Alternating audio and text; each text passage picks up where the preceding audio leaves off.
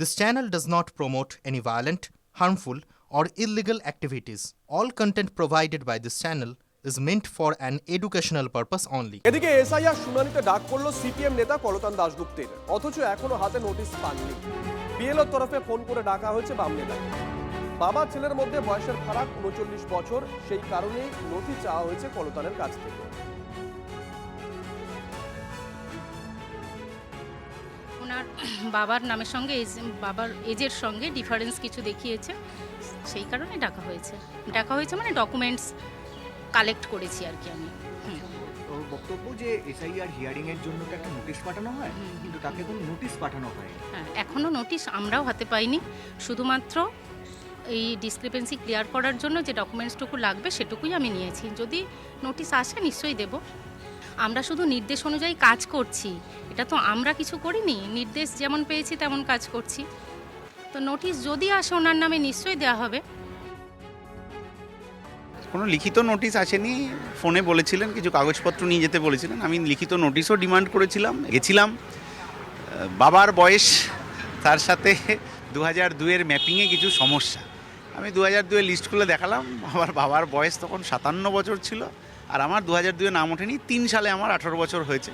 সেই হিসেবে বয়সের ডিসক্রিপিয়েন্সি উনি দেখালেন, যা কাগজপত্র ইত্যাদি সেটা নিলেন। কিন্তু এই যে এটা মানে 39 বছর বয়সে গিয়ে বাবা হওয়া যাবে না, এইটা নির্বাচন কমিশন কোথা থেকে পেয়েছেন আমি বলতে পারবো না। এবং সোশ্যাল মিডিয়াতে আরও পরিচিত বহুজনের দেখছি এই সমস্যা হচ্ছে। এক্ষেত্রে এই লজিক্যাল ডিসক্রিপিয়েন্সির নামে বাবার বয়সের সাথে ছেলের বয়স কেন 40 বছরের গ্যাপ হলে সেটা অসুবিধা, বা বাড়িতে 6 ভাই বোন থাকলে সেটা কেন অসুবিধা, তার প্রশ্নের জবাব ইলেকশন কমিশন দিতে পারছেন না। এবার সরস্বতী পুজোর থিম এসআইআর, জোর বিতর্ক সিউড়িতে। পুজোর থিমে মানুষের নাম আর ছবি ব্যবহার সবচেয়ে আলোচিত বিষয় এসআইআর, তাই এই উদ্যোগ দাবি করেছেন পুজোকর্তারা। সমসাময়িক সময়ে এসআইআরটা খুব হাইলাইট হয়ে গেছে, এসআইআরটাকে নিয়ে সবাই কাজ করছে। তো আমরা এসআইআর নিয়ে সরস্বতী পুজোর থিমটা চিন্তা ভাবনা করেছি যে এসআইআরটাকে কিভাবে তুলে ধরা যায়। গুগল থেকেই বেশ কিছু ছবি পাই, সব আলাদা আলাদা মানুষের, এগুলো দেখছেন যে এইটুকুই, সব নাম আলাদা, তাদের ছবি আলাদা, আলাদা আলাদা ব্যক্তিত্বের মানুষ সবাই।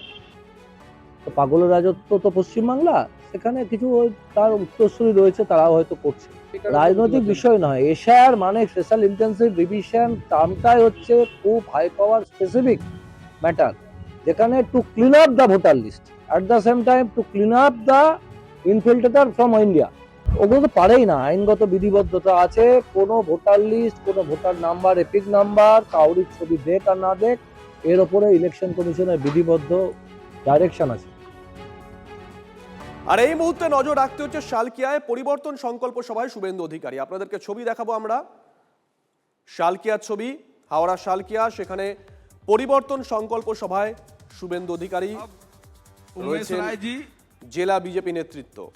शुभेंदु अधिकारी जी का स्वागत करेंगे। उमेश राय जी।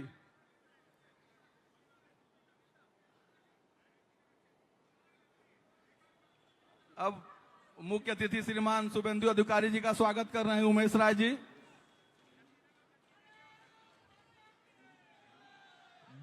विधानसभा संयोजक सुरेंद्र जैन जी श्रीमान शुभेंदु अधिकारी जी का स्वागत कर रहे हैं। विधानसभा कन्वेनर सुरेंद्र जैन जी বরণ করে নিলেন। এরপরে হাওড়ার ছবি আপনাদেরকে দেখাচ্ছি, হাওড়া শালকিয়া, সেখানে পরিবর্তন সংকল্প সভায় শুভেন্দু অধিকারী। বিভিন্ন জায়গায় পরিবর্তন সংকল্প সভা, সেখানে শুভেন্দু অধিকারী ছুটে যাচ্ছেন। আজকে হাওড়া থেকে কি বক্তব্য রাখেন অবশ্যই সেদিকে নজর থাকবে। হাওড়া সদরের ডাকে